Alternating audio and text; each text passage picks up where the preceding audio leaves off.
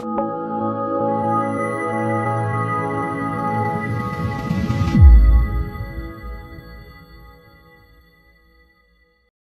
Students, good evening.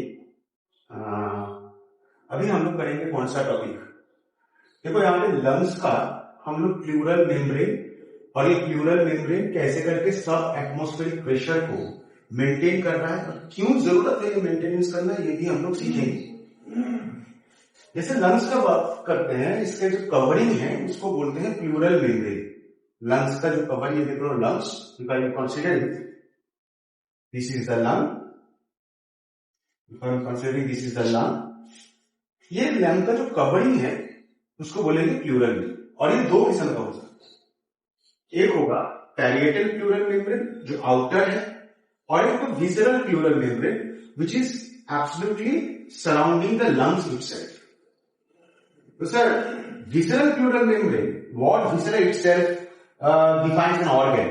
सो visceral pleural membrane क्या है? Totally lungs को जो सराउंड करके रखा है। और parietal pleural membrane it is towards the chest cavity, it is lining the chest cavity. If I am considering this is the ribs, this is the chest cavity we are talking about, ये lining जो pleural membrane chest cavity को line कर रहा है उसको बोलते हैं parietal pleural membrane, वो आउटर है। अब ये दो प्लूरल मेम्ब्रेन के बीच, विसरल एंड प्लूरल मेम्ब्रेन के बीच एक प्लूरल कैविटी है, और इस प्लूरल कैविटी में प्लूरल फ्लूइड रहते हैं। ये प्लूरल फ्लूइड इंश्योर करता है proper viscosity during breathing mechanism. ये प्लूरल फ्लूइड वही चीज करेंगे, क्या करेंगे? Maintain the viscosity during normal white breathing. अब एक चीज बहुत इंटरेस्टिंग है, ये जो प्लूरल कैविटी के अंदर जो प्रेशर है उस प्रेशर का नाम है intra pleural pressure. Don't make the mistake, lungs के बीच जो प्रेशर है उसको बोलते हैं इंट्रा पल्मोनरी प्रेशर, बट ये प्लूरल कैविटी के बीच जो प्रेशर है उसको बोलेंगे intra pleural pressure. It is negative to the atmospheric pressure, it is which is around 760 millimetre of mercury.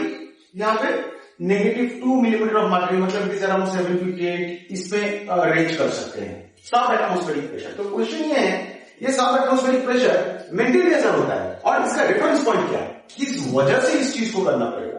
ध्यान से समझ लीजिए, इसको बहुत इंपॉर्टेंट है।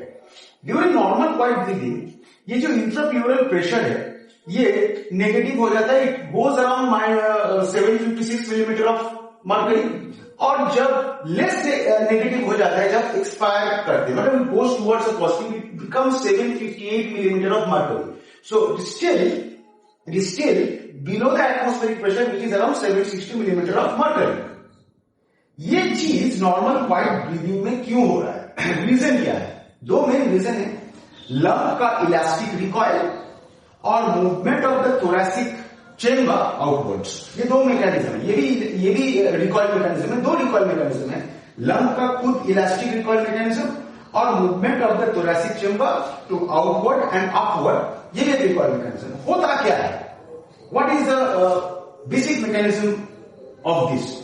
जब लंग का रिकॉइल होता है, लंग का इलास्टिक रिकॉइल नॉर्मली क्या करते हैं, लंग को ना अंदर की तरफ खींच लेंगे, वो उसका टेंडेंसी हो इलास्टिक को अंदर की तरफ खींच लेंगे। जैसे ही खींचेंगे उसका ऑपोजिंग इफेक्ट होना चाहिए, चेस्ट पर बाहर की तरफ चले जाएंगे। तो ये जो ऑपोजिंग इफेक्ट है या फिर ऑपोजिंग फोर्स है वो एक सक्शन इफेक्ट देंगे। सक्शन इफेक्ट का मतलब क्या है? सक्शन इफेक्ट हम लोग जब सांस लेंगे या फिर बाहर छोड़ेंगे इस दौरान सक्शन इफेक्ट देंगे, और ये सक्शन इफेक्ट जब एयर इन एंड आउट होना है तब एक प्रॉपर सरफेस टेंशन प्रोवाइड करेंगे where in the pleural cavity. और ये प्लूरल कैविटी का जो सरफेस टेंशन है गाइड्स द स्मूथ मूवमेंट और gliding of the smooth movement of between the air passage. Sir आप कभी भी ये नहीं बोल रहे हो कि ये एयर ये एयर क्या इंट्रा प्लूरल स्पेस में आएंगे? नहीं आना चाहिए। वो just air inside the lungs, ये जो स्मूथ गाइडेंस करना है या फिर ग्लाइडिंग करना है ये मेंटेन करेंगे बाय मेंटेनिंग इंट्राप्लूरल और negative pressure of -2 millimetre of mercury. So इसीलिए ये दो अपोजिंग इफेक्ट, लंग का elastic recoil and thoracic chamber का रिकॉइल टुवर्ड्स आउटवर्ड, ये मेंटेन करेगा कि प्रॉपर स्मूथ मूवमेंट हो और सक्शन इफेक्ट जनरेट हो और लंग्स के अंदर एयर जाए. What happens if this air goes inside this intrapleural space? और ऐसे ही नहीं जाएंगे, कोई मैकेनिकल इंजुरी होगा या फिर कोई इंजुरी होंगे, कोई धक्का लगा है, कुछ हुआ है ऐसा, इसी वजह से हो सकता है. उस कंडीशन को हम लोग बोलेंगे क्या? Pneumothorax, that is collapsing of the lungs. ये हो सकता है.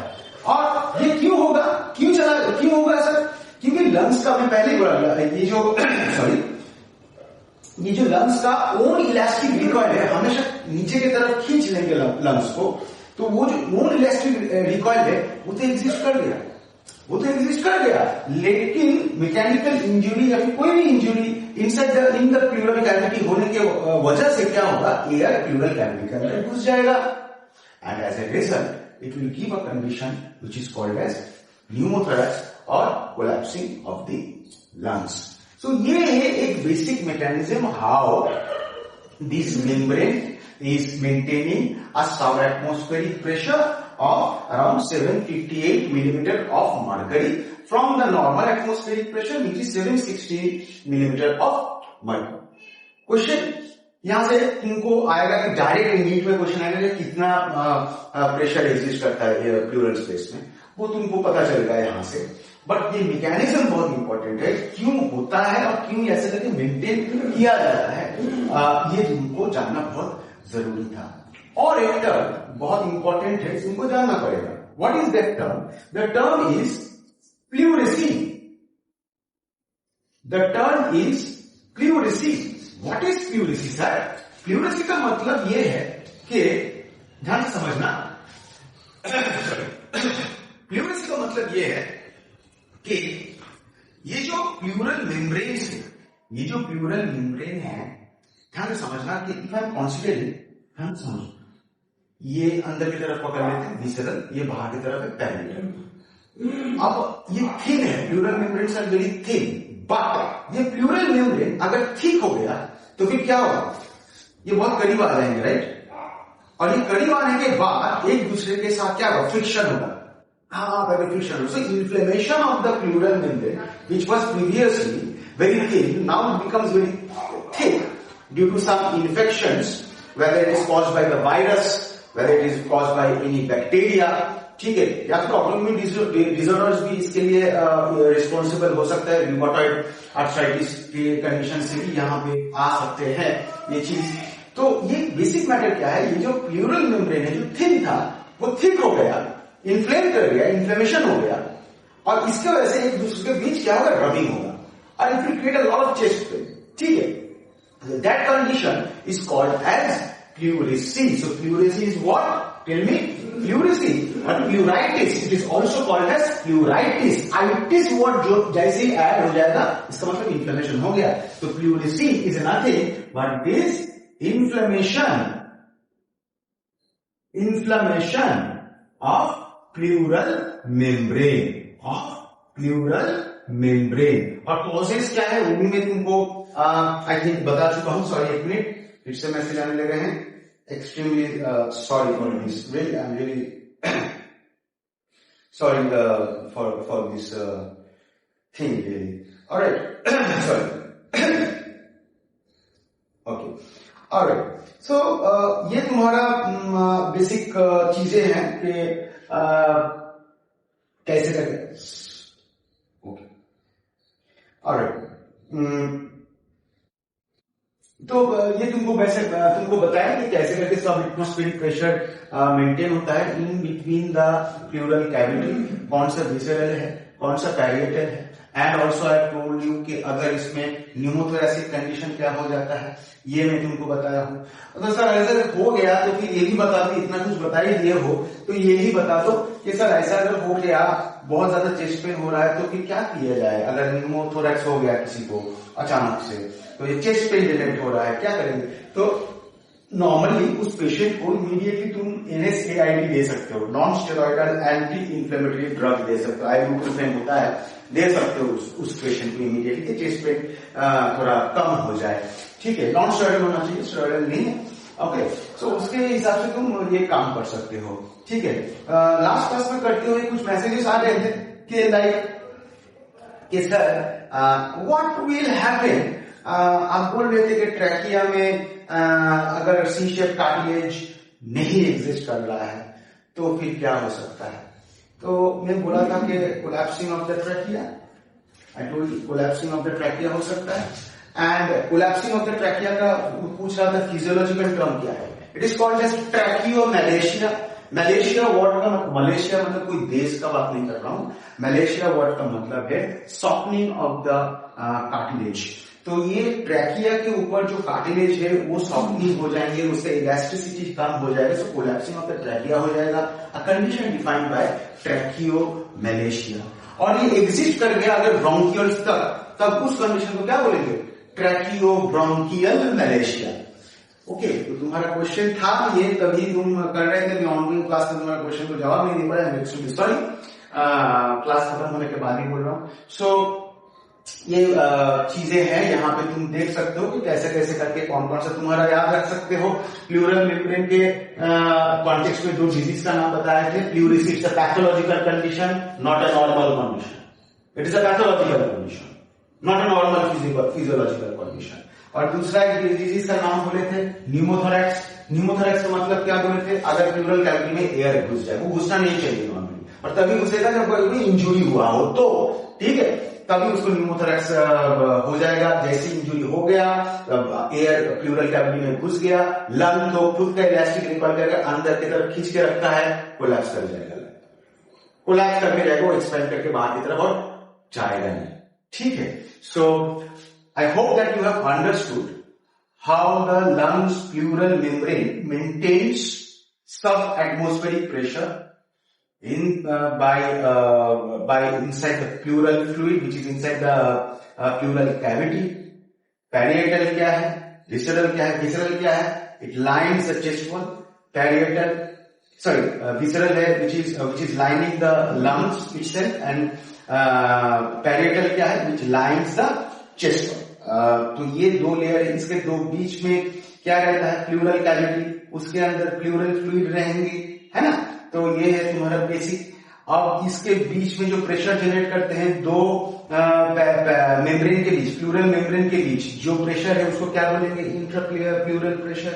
Normally it is -2 millimetre of mercury than the normal atmospheric pressure, इसलिए हम लोग बोलते हैं this is sub atmospheric pressure. और उसमें बोलते हैं ये ज्यादा नेगेटिव की तरफ कहां पे चला जाएगा, जब अगर इंस्पिरेशन का बात करते हो, it goes around 756 millimetre of mercury. Expiration के दौरान क्या होगा, वो लेस नेगेटिव होगा, it comes to around 758 millimetre of mercury. So there is a gradient of -2 millimetre of mercury, we can clearly see that. इसलिए ये मेंटेन करना चाहिए, actually maintain normal resting breathing condition में ये मेंटेन करना चाहिए। किस लिए होता है, लंग का इलास्टिक रिकॉइल मूवमेंट की वजह से होता है, और movement of thoracic cavity upwards की वजह से होता है। ये दो अपोजिंग मूवमेंट क्या करते हैं, सक्शन इफेक्ट क्रिएट करेंगे। इसी वजह से तुम बाहर से सांस अंदर की तरफ कहां पे लेके आओगे, बाहर से अंदर की तरफ, लंग्स की तरफ के अंदर लेके आओगे, और ये सरफेस टेंशन प्रोवाइड कर जाएंगे, ग्लाइडिंग मूवमेंट कराएंगे। करने के बाद स्मूथली ये एयर तुम्हारा अंदर आ जाएंगे। अगर इस प्रोसेस में कोई भी चेंजेस हो रहा है या कोई तुम्हारा सांस लेने में दिक्कत हो रहा है, तो यू कैन एज्यूम कि probably there is some infection. जैसे हम लोग निमोनिया के टाइम हम लोग बहुत ज्यादा कॉफी स्नीजिंग ऐसे करते हैं, तो उस पॉइंट ऑफ टाइम में ना क्या होता है कि तुम्हारा ये प्लूरल मेम्ब्रेन पूरे इन्फ्लेम्ड हो जाते हैं, प्लूरिसी कंडीशन होते हैं। तो देखोगे कि कोई निमोनिया का पेशेंट को हम लोग non steroidal anti inflammatory drugs देते हैं कि ये इन्फ्लेमेशन जल्दी खत्म हो जाए और नॉर्मल ब्रीदिंग पैसेज को वो हेल्प कर जाए। I hope that you have understood the mechanism, how the subatmospheric pressure is maintained by the pleural membrane and the pleural cavity. So that will be it in this session. इसके बाद हम लोग lungs के दूसरे half में जाएंगे, उसका lobes के बारे में जो पहले पढ़ा चुके हैं, बट फिर भी हम लोग और एक बार इसको रिवाइंड कर लेंगे। लंग्स का अलग अलग लोब्स, उसमें कैसे करके पल्मोनरी वेन घुसते हैं वो देखेंगे। And also we will talk about the alveoli, structure of the alveoli. Normally pneumocytes, दो किस्म का pneumocytes होते हैं, वहां पे क्या काम करते हैं दो किस्म का pneumocytes वो देखेंगे। मैक्रोफाज का क्या काम है लंग्स के अंदर वो भी देखेंगे। ठीक है, नॉर्मली एल्वियोलर मैक्रोफेज ज्यादा इंपॉर्टेंट है, बट लंग्स का खुद का टिश्यू का भी क्या बोलते हैं उनको, उसके अंदर भी मैक्रोफेजेस होते हैं, but alveolar macrophages are more important rather than the lungs macrophage. तो उसके बारे में थोड़ा हम लोग जानकारी रखेंगे और आगे की तरफ ये डिस्कशन मूव करेंगे. Thank you and hopefully you are doing well. मैं स्क्रीन थोड़ा छोड़ के ही बात कर रहा हूँ. तुम लोगों को अगर इसका पॉइंट्स लेना है तो तुम पॉइंट्स ले सकते हो. मैं यहाँ पे मैकेनिज्म का पॉइंट्स लिख देता हूँ. पहले ये अपोजिंग फोर्स काम करेंगे, फिर सक्शन इफेक्ट हुआ, फिर सरफेस टेंशन प्रोफेशन हुआ और स्मूथ मूवमेंट किया. तो ये this is the way the pleural cavity of the pleural membrane maintains और glides the air inside the lungs. इसका तुम ये ले सकते हो. एंड हमेशा एक चीज याद रखना तुम लोग बच्चों के, जब तक तुम लोग अच्छा करते रहोगे और वो जब तक तुम लोग आगे की तरफ बढ़ोगे, it will give me a huge satisfaction. ये दिमाग में रखना. टीचर कभी भी डांटेंगे तो तुम लोगों का अच्छाई के लिए ही बोलेंगे, खराब के लिए नहीं बोलेंगे. आगे वाले स्टूडेंट हो या फिर कोई भी उनका जो पेरेंट हो, वो चीज समझना चाहिए कि खराब के लिए कोई टीचर नहीं बोल रहा है. और टीचर कोई भी एक यूटिलाइजेबल मटेरियल नहीं है. हम सर्विस देते हैं, टीचर एक सर्विस देते हैं. कोई भी अगर समझ रहा है कि टीचर को कुछ भी चीजें बोल देंगे तो सहन कर लेंगे, नॉर्मली कर लेते हैं, बोलते नहीं है, क्योंकि as a good honest teacher he will not consider any parent as customer. They will not consider that. They will always consider what he can do. हमसे जो जितना हो पाएगा हम उसको हेल्प आउट करेंगे. बट इस दौरान कोई अगर अपना खुद का आइडियोलॉजिकल डिफरेंसेस की वजह से कोई टीचर के ऊपर, उसका मॉम डैड के ऊपर, उसका उसका उसका उसका जो प्रोफेसर है उसके ऊपर क्वेश्चन करे, तो टीचर का भी हक बनता है कि इसके ऊपर भी उनके ऊपर क्वेश्चन किया जाए. अच्छा स्टूडेंट बनना, ऑनेस्ट बनना. और कोई भी टीचर, तुम जहां जहां से भी पढ़ते हो, कोई भी टीचर अगर तुमको बहुत ज्यादा डांट रहा है उसको सुनना. कोई रीजन होगा, ऐसा नहीं है खुद के लिए नहीं बोलना है, खुद के लिए कुछ नहीं बोलना है, खुद के लिए बिल्कुल भी कुछ नहीं बोलना है. तो खुश रहो, अच्छे से पढ़ाई करो और 2026 का नीट में अच्छा रिजल्ट करो, यही आशा रखते हैं.